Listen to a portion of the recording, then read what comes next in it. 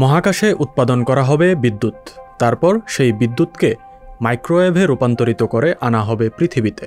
এই প্রক্রিয়ায় জ্বালানি বিজ্ঞানকে এবার আরও কয়েক ধাপ উন্নত করার কথা ভাবছে ইউরোপিয়ান স্পেস এজেন্সি।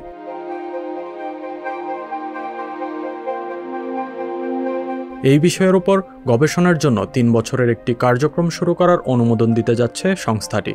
গবেষণায় দেখা হবে মহাকাশে সোলার প্যানেল বসিয়ে বিদ্যুৎ উৎপাদন করা যায় কিনা এবং প্রক্রিয়াটির ব্যয় কেমন।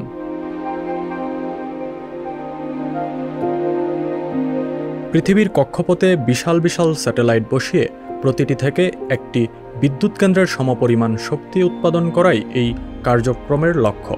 সূর্যের আলো থেকে সারাক্ষণই বিদ্যুৎ উৎপাদন করবে প্রায় ১ বর্গ কিলোমিটার আয়তন জুড়ে বিস্তৃত সোলার প্যানেলগুলো। মহাকাশে যেহেতু রাত বা দিন নেই, মেঘের ছায়া কিংবা বৃষ্টি নেই, তাই সৌরবিদ্যুৎ উৎপাদন করা যাবে আরও কার্যকরভাবে।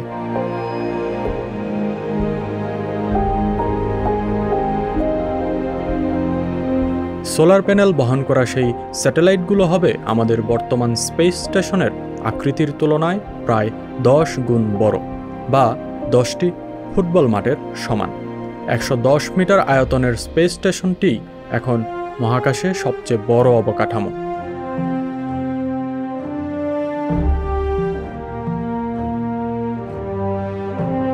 মহাকাশ বিজ্ঞানীরা এই কার্যক্রম নিয়ে ভাবছেন প্রায় 50 বছর যাবৎ। তবে অর্থ সংকলনের ব্যবস্থা না হওয়া থেকে শুরু করে নানা সংকটের কারণে এগোতে পারেননি তারা। কিন্তু জলবায়ু পরিবর্তনের ফলে সৃষ্ট সংকট যখন সবার দরজাতে কড়া নাড়ছে, তখন এই ধারণা নিয়ে কাজ করা ছাড়া আর কোনো উপায় দেখছেন না তারা।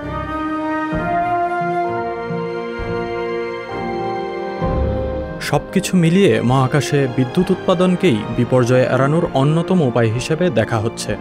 কিন্তু বিদ্যুৎ আবার পৃথিবীতে আনাও বেশ চ্যালেঞ্জিং।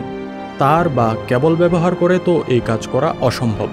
তাই তারহীন ব্যবস্থায় বিদ্যুৎ পরিবহন ছাড়া আর কোনো উপায় নেই, এবং তাত্ত্বিকভাবে এটা সম্ভব। তারহীন প্রযুক্তিতে নিরাপদে ও কার্যকরভাবে বিদ্যুৎ স্থানান্তর করা যায়।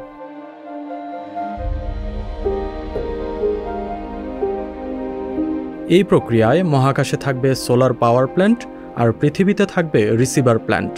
মহাকাশে উৎপাদিত বিদ্যুৎকে মাইক্রোওয়েভে রূপান্তরিত করে পাঠানো হবে রিসিভার প্ল্যান্টে।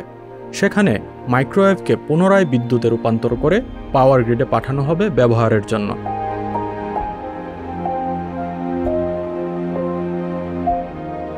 জীবাশ্ম জ্বালানি ব্যবহার করে বিদ্যুৎ উৎপাদনের অপকারিতা আর সৌরবিদ্যুৎ ব্যবহারের উপকারিতা মানুষের সামনে এখন স্পষ্ট। তাই নবায়নযোগ্য সৌরবিদ্যুৎকেই ভবিষ্যতের জ্বালানি হিসেবে দেখছেন বিজ্ঞানীরা। মহাকাশে বিদ্যুৎ উৎপাদনের লক্ষ্যে যুক্তরাজ্যে স্পেস সোলার নামে একটি কোম্পানি গঠন করেছে ইউরোপিয়ান স্পেস এজেন্সি। এই উপায়ে বিদ্যুৎ উৎপাদনের পরিকল্পনা নিয়ে কাজ করছে যুক্তরাষ্ট্র, চীন ও জাপানও। তারাও বেশ এগিয়ে আছে এই খাতে। আসিফ মাহমুদ, ডেস্ক নিউজ, সংবাদ প্রকাশ। সংবাদ, ফিচার ও অনুষ্ঠানের জন্য ভিজিট করুন সংবাদ প্রকাশের ওয়েবসাইট এবং যুক্ত থাকুন ফেসবুক পেজ ও ইউটিউব চ্যানেলের সঙ্গে।